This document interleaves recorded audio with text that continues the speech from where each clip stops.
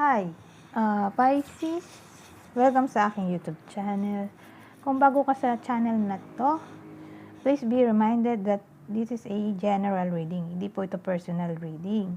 Okay? Pwedeng mag-resonate sa iyo, pwedeng hindi. Pwedeng ito palang reading ay para sa kapartner mo. Kung hindi sa iyo, edi sa kapartner mo, crush or ex. Okay? So, ayun pala, please, kindly watch not only your sun sign but also your moon, rising, and Venus signs as well for a complete view of what might possible happen on February 16 to 29, 2020. The link is in the description down below. So, let's get started, shall we? So, ano po bang messages na kailangan malaman ng mga Pisces sa loob ng 2 linggo? Ano to? Dalawa rin yung card. Sige na nga. 2 linggo, dalawa rin yung card. Baka sa loob ng ito yung isang linggo. Ito naman yung pangalawang linggo. So again, instead of pray for an outcome, I pray for the highest good for all. Siguro sinasabi ng card na to na tawag dito, huwag isipin ang pansariling interest. Isipin din ng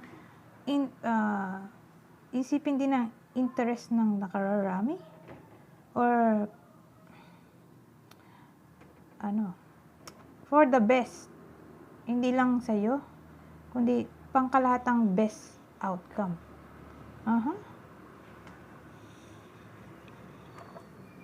So ano ba? My fearless freedom lights up the world. Di siguro pahalagan mo yung freedom mo sa loob ng 2 weeks. Or baka maging source ka ng inspiration para sa ibang tao dahil sa iyong pagiging freedom lover. Excuse me. So ano pa? Eto.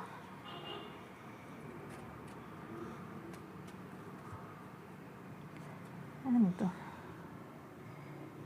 Do not let any unwholesome talk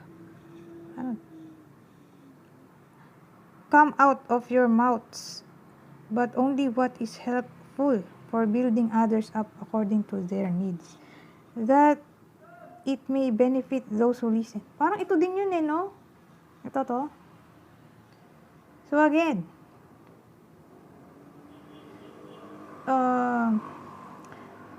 isipin ang iba. Wag lang ang sarili.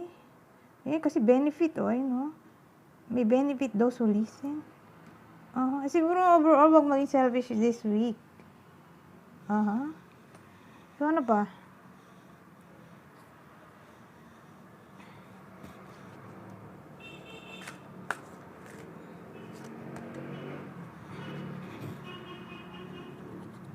Ito maganda.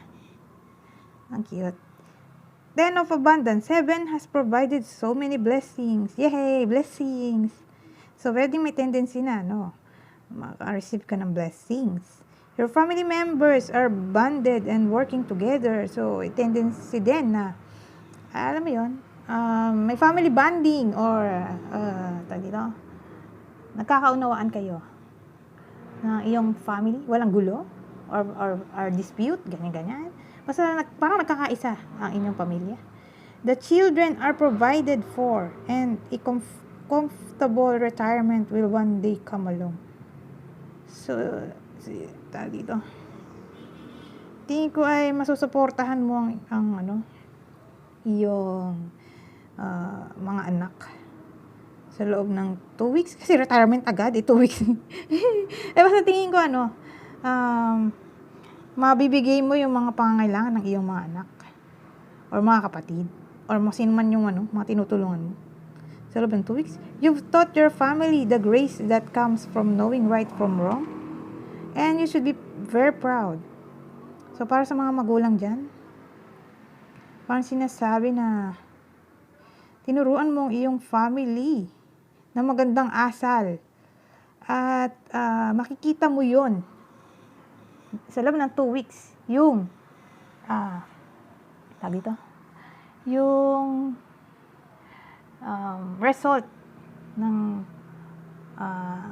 disiplina mo, magandang disiplina mo, okay, sa iyong, mga anak, or mga pamangkin, or apo. Okay, at matutuwa ka, kasi nga, syempre,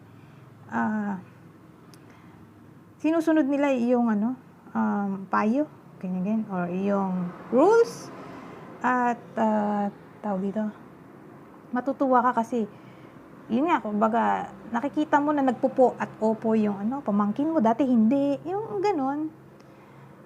Basta ganon, yung result ng, disiplina mo, makikita mo, sa loob ng 2 weeks, parang matutuwa ka kasi nga, binavalue nila yung mga payo mo. Parang ganun. So, I think, parang more of family to eh. May kinalaman sa family. Kasi may pamilya sa picture. So, I think, that's it for now. Pisces, kindly like, subscribe, and share my videos to help me grow my channel. Goodbye for now.